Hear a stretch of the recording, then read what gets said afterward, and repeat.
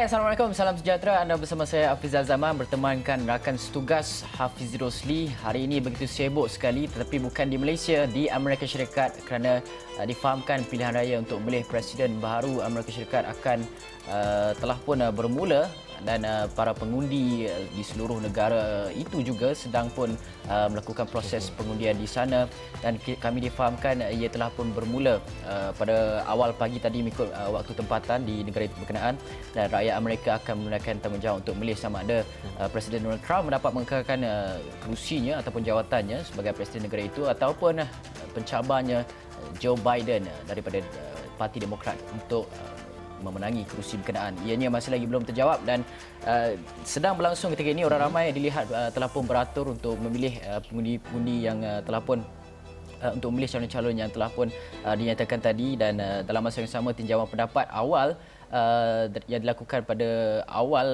Oktober yang lepas telah pun menyatakan bahawa Biden mendahului Donald Trump dengan 51% pengundian, dan dalam masa yang sama Trump ketinggalan 47% dari segi pengundian awal. Itu adalah tinjauan nasional awal, dan seperti yang kita fahamkan juga, antara kawasan-kawasan yang menjadi tumpuan media adalah di sekolah Frank Sansevieria di bandar New York, Charlotte di utara Carolina, dan juga Fairfax di Virginia dan utara Carolina adalah antara kawasan tumpuan yang menyaksikan persaingan sengit antara Trump dan juga Biden. Dan difahamkan 97 juta rakyat negara ASEAN itu telah pun mengundi awal, termasuk 62 juta yang mengundi melalui pos, dan angka itu mewakili sekitar 71% daripada jumlah undi yang dikira pada pilihan raya 2016. Dan ini membuatkan pilihan raya kali ini adalah sangat menarik kerana difahamkan kemungkinan besar akan menjadi pilihan raya yang paling ramai pengundi dalam era pilihan raya moden. Dalam masa itu juga pilihan raya sebelum ini adalah menyamai rekod 69% daripada keseluruhan jumlah pengundi pada pilihan raya Presiden 2016, dan peningkatan mendadak melalui email dan juga undi awal disebabkan oleh coronavirus yang membunuh 230,000 rakyat Amerika setakat ini.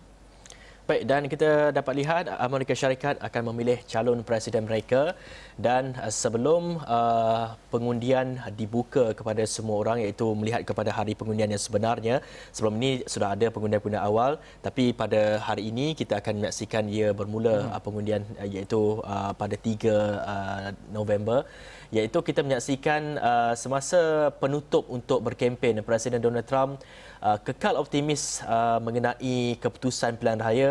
Dia mengatakan akan menyebelahinya. Jadi keyakinan ini telah pun disuarakan oleh beliau selepas menamatkan kempennya pada semalam. Kita dengarkan apa yang dikatakan ini.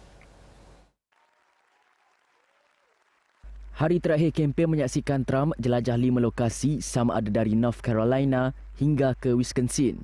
Trump kemudian buat hentian terakhir di pejabat jawatan kuasa kebangsaan Republikan di Arlington, Virginia. No, I'm not thinking about concession speech or acceptance speech yet. Hopefully we'll be only doing one of those two. And winning is easy. Losing is never easy. Not for me, it's not. But I think we have, when you see rallies, the likes of which in the history of this country, probably in the history of the world, nobody's ever seen before. There's a tremendous love going on in this country, and there's really a tremendous unity. Trump sebelum ini mendakwa proses pengundian dicemari penipuan dan enggan mengiktiraf keputusan pemilihan itu. Baik, itu optimisnya Trump terhadap pilihan raya ataupun AS memilih pada kali ini, dan dalam pada itu kita ingin melihat pakar-pakar telah pun memberi bayangan bahawa keputusan pilihan raya Presiden akan tertangguh disebabkan oleh beberapa faktor. Antaranya adalah kerana jumlah undi pos yang terlalu banyak selain masa pilihan raya diadakan adalah ketika COVID-19 terus catat peningkatan kepada kes. Dan bagaimanapun mereka senada bahawa kelewatan itu jika berlaku bukan disebabkan sistem pengurusan pilihan raya di negara itu yang lemah. I think we're likely not going to get a clear winner on election night, but that's different from not having a clear winner. That's not a sign of our system failing us. That's not a sign of this election somehow being a failure. What would actually be a failure would be if we failed to count legitimately cast ballots simply because of some arbitrary cutoff of some time on election night or maybe the morning thereafter. What the law requires, what basic democratic norms require, is that we count the legitimately cast ballots. And if that takes a couple days this time, especially because we're in the midst of a pandemic that's unfortunately still raging in this country and leading more people to vote by mail-in ballot than in previous cycles, that's just fine. Okey, sebenarnya pilihan raya Amerika Syarikat ini adalah pilihan raya yang amat berbeza daripada tahun-tahun sebelumnya. Satu adalah faktor berikutan pandemik COVID-19 kerana sekarang ini rakyat Amerika terpaksa mengundi ketika mana lonjakan kes baru COVID-19 di negeri-negeri yang terdapat di Amerika Syarikat seperti di Iowa, di Wisconsin dan juga beberapa kawasan yang lain. Dan dalam masa yang sama juga ini meningkatkan beberapa faktor kebimbangan sekiranya berlaku lonjakan kes COVID-19 selepas pilihan raya presiden ini diadakan. Dan untuk kita fahamkan sedikit mengenai pilihan raya di Amerika Syarikat ini adalah sebenarnya pengundi-pengundi akan mengundi pengundi elektoral ataupun dalam lembaga pemilih, lembaga elektoral ini, dan lembaga elektoral ini akan mewakili sebuah negeri dan mereka inilah yang akan mengundi siapa yang akan menjadi calon presiden ataupun menjadi presiden Amerika Syarikat itu sendiri. Dan dalam masa yang sama juga kita tidak boleh bergantung sepenuhnya kepada undi popular kerana pada tahun 2016 lawan Trump pada ketika itu iaitu Hillary Clinton telah pun mendapat undi popular lebih 3 juta daripada Trump, tapi Hillary Clinton gagal mendapatkan undi yang banyak di peringkat undi elektoral sekaligus membuatkan beliau kecundang di tangan Trump pada tahun 2016, dan itulah yang menjadi faktor mengapa undi popular sebenarnya tidak boleh disifatkan sebagai keputusan penamat sekiranya seseorang calon berjaya mendapatkan undi tersebut. Dan setakat ini sebanyak 538 undi elektoral untuk direbut oleh kedua-dua calon itu yang mewakili yang akan mewakili anggota electoral college ataupun lembaga pemilih, dan kebiasaannya mereka diberi kepercayaan untuk mengundi siapa calon presiden Amerika Syarikat dalam menangani undi yang paling banyak di sebuah negeri. Dan apabila pengundi membuang undi pemilihan presiden November ini, mereka sebenarnya memilih satu kumpulan pemilih elektoral daripada negeri mereka sendiri. Dan pemilihan elektoral ini kemudian akan memberi undi calon presiden yang paling banyak untuk meninggi undi di negeri tersebut, dan inilah yang dinamakan sebagai undi elektoral. Dan dalam masa yang sama juga kita nak melihat kepada satu visual ini, iaitu di kaca TV yang akan anda lihat sekarang ini adalah exit poll yang dikumpulkan oleh stesen TV untuk buat jangkaan awal siapa mendahului untuk mendapatkan 270 undian Electoral College. Kalau dapat 270 undian Electoral College ni, individu itulah yang akan dapat menjadi Presiden Amerika Syarikat yang baharu. Dan difahamkan ketika ini rakyat Amerika, separuh daripada rakyat Amerika berdasarkan dan anda dapat lihat undi popular yang dinyatakan ini Biden leading di kebanyakan negeri dan mendahului Trump, dapat anda lihat sekarang ini. Dan difahamkan sebenarnya separuh daripada rakyat Amerika Syarikat memberi perhatian kepada dua faktor, iaitu ekonomi dan juga coronavirus. Ini berdasarkan oleh tinjauan yang dilakukan oleh Edison Research baru-baru ini, yang mana dilihat 2 daripada 10 rakyat Amerika memberi tumpuan kepada kes coronavirus, 4 daripada 10 rakyat Amerika pula memberi tumpuan dan menyatakan bahawa pengurusan COVID-19 di negeri itu adalah sangat teruk, dan 3 daripada 10 rakyat Amerika menyatakan bahawa fokus utama mereka adalah berkenaan dengan ekonomi negara terbabit. Baik, ini sedikit mengenai perkembangan pilihan raya Presiden Amerika Syarikat. Apapun kita akan bawakan kupasan selanjutnya dalam buletin-buletin ini akan datang, dan kita juga ingin melihat kepada keputusannya sama ada ia delay ataupun tidak. Itu kita akan umumkan kepada anda semua, melihat kepada apa yang maklumat yang kita perolehi daripada CNN dan juga daripada media-media tempatan di sana. Dan dalam perkembangan yang sama, kita ingin melihat kepada kes-kes harian COVID-19 di Malaysia, dan semalam saja telah pun mencatatkan sebanyak kematian baru dan ini merupakan kematian yang tertinggi pernah dicatatkan di negara kita dengan jumlah keseluruhan kes yang dicatatkan dalam masa 24 jam sehingga 12.5 hari semalam adalah sebanyak 1,054 kes baru direkodkan. Kembali kepada 4 angka. Betul, kembali kepada 4 angka. Sebelum ini kita dapat saksikan jumlah mereka yang telah pun sembuh melebihi jumlah mereka yang didapati positif dan kali ini nampaknya jumlah yang positif ini terus mengekalkan ataupun terus meningkat dari masa ke masa, telah pun naik kepada 4 angka dan daripada jumlah berkenaan 14 merupakan kes import yang mendapat jangkitan dari luar negara melibatkan 3 warga negara dan 11 bukan warga negara. Dan kalau kita lihat kepada jumlah kes ini, kita dapat saksikan juga mereka yang telah pun sembuh adalah sebanyak 875 kes menjadikan jumlah keseluruhan 23,995 kes.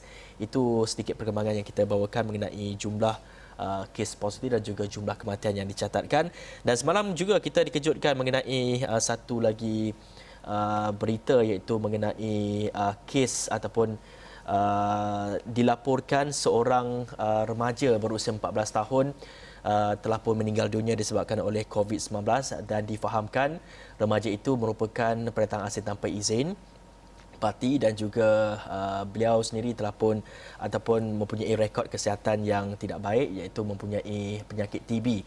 Jadi KKM belum lagi mengenal pasti sama ada kematian beliau itu disebabkan oleh COVID-19 ataupun disebabkan oleh TB itu sendiri, Fizi.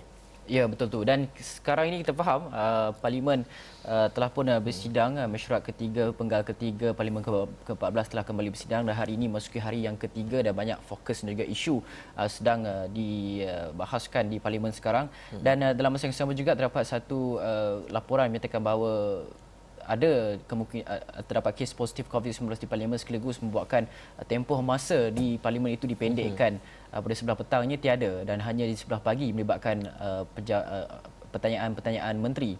Dan difahamkan semalam terdapat satu laporan daripada Ketua Pentadbir Parlimen Datuk Khamis Samin menyatakan bahawa 2 kes positif dikesan hasil ujian saringan dijalankan di Parlimen pada Rabu dan juga Jumaat lepas.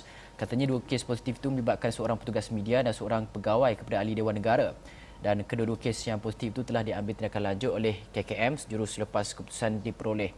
Dan ujian saringan dijalankan sebelum Dewan Rakyat bersidang melibatkan semua pegawai kaki tangan Parlimen termasuk polis bantuan, media rasmi dan juga ahli Parlimen. Katanya menerusi ujian dijalankan KKM, semua kaki tangan Parlimen adalah negatif dan bebas daripada jangkitan COVID-19.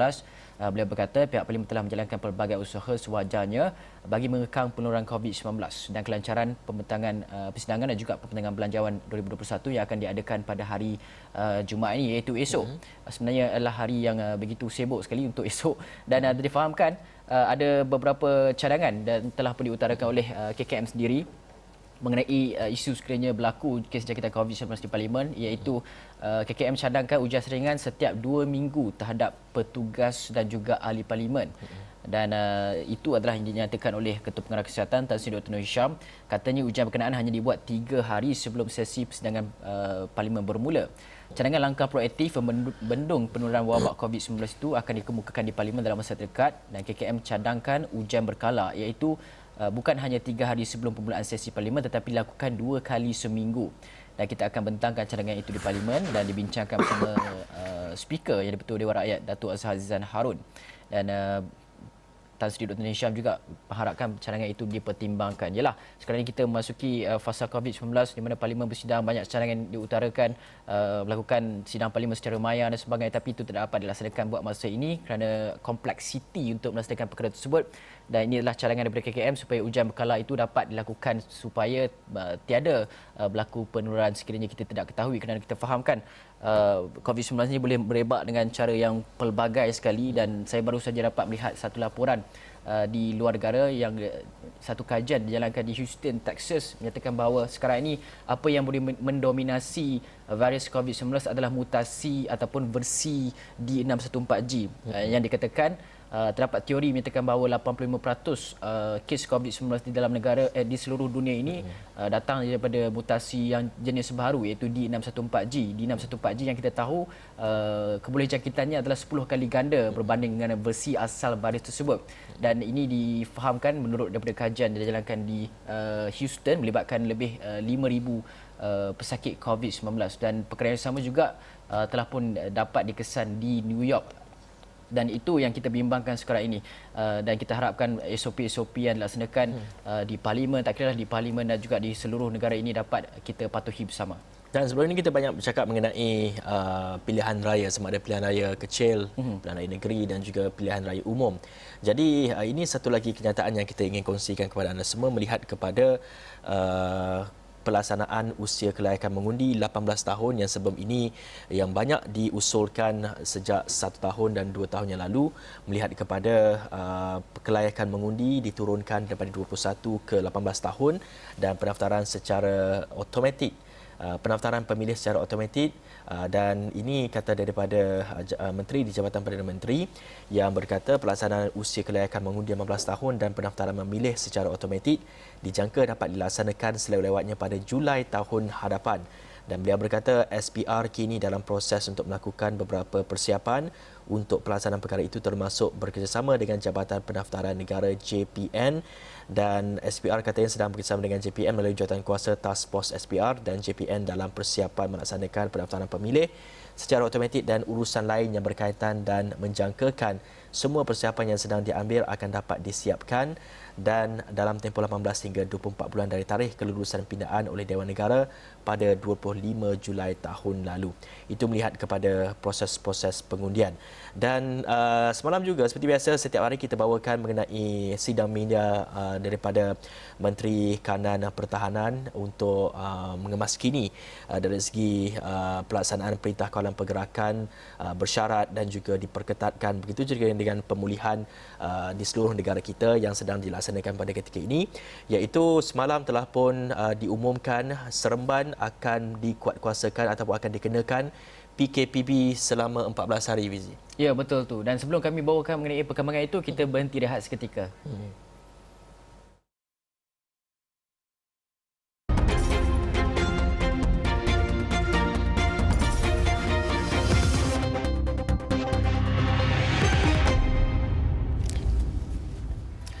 Okey, kita nak memberi fokus kepada apa yang dipaparkan oleh berita-berita akhbar utama negara di muka hadapannya, apa ceritanya, dan cerita di berita harian adalah berkenaan dengan Belanjawan 2021. Esok akan dibentangkan, dan berita harian semalam telah pun membuat secara eksklusif mengenai Menteri Keuangan Tengku Datuk Seri Zafrul Tengku Abdul Aziz yang menyatakan belanjawan lebih besar untuk selamatkan rakyat dan juga ekonomi. Kata beliau, Belanjawan 2021 yang dibentangkan Jumaat ini akan menjadikan peruntukan keuangan keseluruhan lebih besar demi menyelamatkan rakyat dan ekonomi negara yang terjejas susulan krisis yang dicetuskan pandemik COVID-19. Dan temu bual itu menyentuh mengenai soal bantuan untuk usahawan Bumi Putra, moratorium bayaran balik pinjaman serta permintaan bagi pengeluaran caruman akaun 1 KWSP yang sekarang kita tahu sedang hangat dibincangkan di seluruh negara. Dan kami di Astro Awani juga akan bawakan mengenai pembincangan Belanjawan 2021 pada pukul 8.30 pagi ini untuk kita memahami dan juga mendalami apa yang penekanan dan juga fokus perlu diberikan oleh kerajaan. COVID-19 dan juga ekonomi itu, sektor ekonomi dan juga kesihatan diseimbangkan. Bagaimana kerajaan mahu melakukannya? Adakah peruntukan lebih besar diberikan kepada sektor kesihatan ataupun dan juga peruntukan untuk proses-proses pembangunan diperkecilkan atau bagaimana? Semua itu akan kami bincangkan pada pukul 8.30 pagi ini, Hafizil. Betul, dan sama juga dengan buka hadapan New Straits Times, kita dapat saksikan mengenai fokus masih lagi mengenai Belanjawan 2021 yang akan dibentangkan pada Jumaat ini, dan perkara yang sama juga diusulkan ataupun diketengahkan dalam muka hadapan ini melihat kepada pengeluaran EPF dan bagaimana agaknya kerajaan membantu masyarakat dan juga kehidupan masyarakat untuk memastikan mereka tidak putus bekalan makanan, dan bagaimana agaknya peranan yang dimainkan oleh sektor korporat dan juga sektor swasta yang lain untuk membantu meningkatkan atau memperkasakan ekonomi negara. Dan itu kita akan bawakan perkembangan selanjutnya dalam 8.30 pagi nanti. Kita membawakan mengenai kelangsungan ekonomi ketika pandemik COVID-19 dan juga menjelang 2021. Begitu juga dengan nasib-nasib PKS ketika pandemik ini dan apa agaknya harapan mereka supaya kerajaan dapat pertimbangkan. Kita dapat saksikan ataupun kita akan cungkil dan kita akan paparkan, kongsikan diskusi ini bersama dengan anda pukul 8.30 pagi nanti. Dan ini satu lagi perkembangan yang kita ingin bawakan melihat kepada pelaksanaan Perintah Kawalan Pergerakan Bersyarat, dan apa yang telah saya beritahu sebentar kepada anda sebentar tadi adalah melihat kepada kawasan-kawasan yang baru dikenakan PKPB iaitu di Seremban, iaitu Seremban akan dikenakan PKPB selama 14 hari, dan ini kata daripada Menteri Kanan Pertahanan Datuk Seri Ismail Sabri Yaakob. Perintah berkenaan akan bermula pada 5 hingga 18 November ini, dan beliau juga berkata keputusan itu dibuat setelah mendapat nasihat Kementerian Kesihatan Malaysia KKM untuk mengekang penularan wabak COVID-19, dan pelaksanaan itu akan meliputi 9 mukim iaitu di Ampangan, Seremban, Bandar Seremban, Labu, Rantau, Rasah, Setul, Pantai dan juga Lenggeng. Dan kalau kita lihat kepada perkembangan jumlah kes COVID-19, Seremban, Nilai sebagai contohnya telah pun mencatatkan jumlah kes yang seiring sama juga dengan sekitar Lembah Kelang, kerana mungkin kita tahu masih ada lagi pergerakan-pergerakan dan sebagainya, mereka menuju ke pejabat dan sebagainya. Ini telah pun mencetuskan kepada kewujudan kluster-kluster baru dan juga menyumbang kepada peningkatan kes-kes COVID-19 di negara kita, Mizi. Ya, betul tu. Dan dalam masa yang sama juga Menteri Kanan Keselamatan Datuk Seri Ismail Sabri menyatakan bahawa majikan perlu membenarkan pelajar yang menjalani latihan industri bercuti berikutan situasi COVID-19 semasa ketika ini. Katanya keadaan sekarang adalah tidak selamat untuk mereka bekerja menjalani latihan industri. Pelajar yang sedang orang kata LI lah, latihan industri, berada dalam LI adalah di bawah tanggungjawab syarikat atau majikan yang mengambil mereka berkhidmat. Katanya beliau telah menghubungi KPT iaitu Kementerian Pengajian Tinggi untuk mendapat maklumat bahawa pelajar yang sedang mengikuti latihan industri tidak lagi di bawah tanggungjawab mereka, sebaliknya tanggungjawab majikan. Jadi kepada majikan di luar sana untuk memastikan bahawa pelajar-pelajar yang sedang mengikuti LI di syarikat anda, mohon untuk berikan mereka cuti kerana sekarang ini negara kita sedang melanda ataupun dilanda gelombang ketiga COVID-19 yang kita tidak tahu lagi bilakah ia akan reda kerana melihat kepada peningkatan kes-kes jangkitan COVID-19 yang baru. Seremban mencatatkan angka yang tinggi hingga menyebabkan PKPB terpaksa dilaksanakan di kawasan tersebut. Dan semalam juga apabila kes COVID-19 kembali kepada 4 angka, orang ramai makin bimbang mengenai penularan itu, banyak perniagaan-perniagaan juga terjejas dan sebagainya. Perdana Menteri ada menyatakan bahawa terdapat keperluan untuk meneliti semula PKPP, Perintah Kawalan Pergerakan Pemulihan. Apa kata Tan Sri Muhyiddin, Hafizi? Baik, ia bagi melihat semula bagi kawasan-kawasan yang menghadapi penularan semula wabak COVID-19 terutamanya di negeri-negeri seperti di Negeri Sembilan, Melaka, Johor dan Perak yang beberapa hari yang lalu telah pun mencatatkan ada peningkatan jumlah kesnya.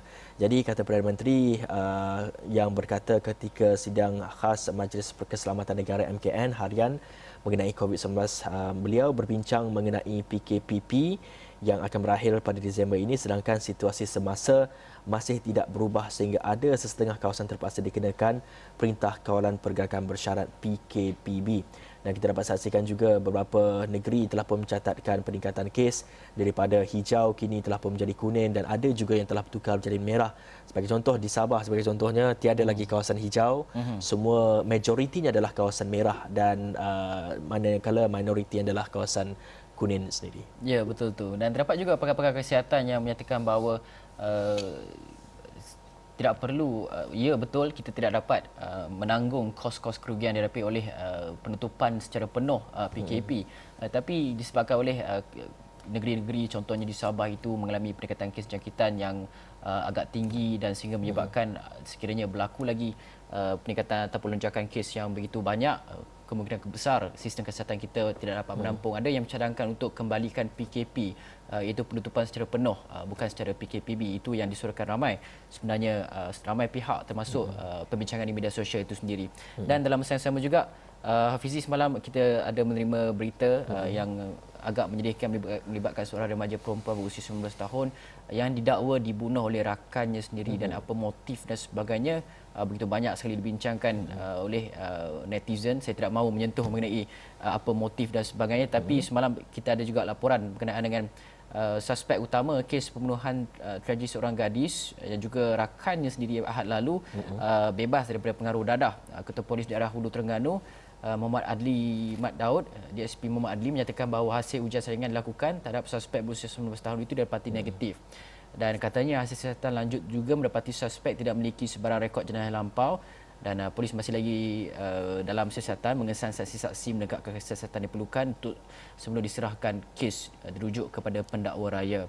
Dan beliau juga menyeru semua warganet pengguna media sosial supaya tidak melakukan ataupun menghebahkan perkara-perkara yang tidak benar berkaitan dengan kes berkenaan untuk menghentikan maklumat-maklumat yang salah disiarkan di media sosial.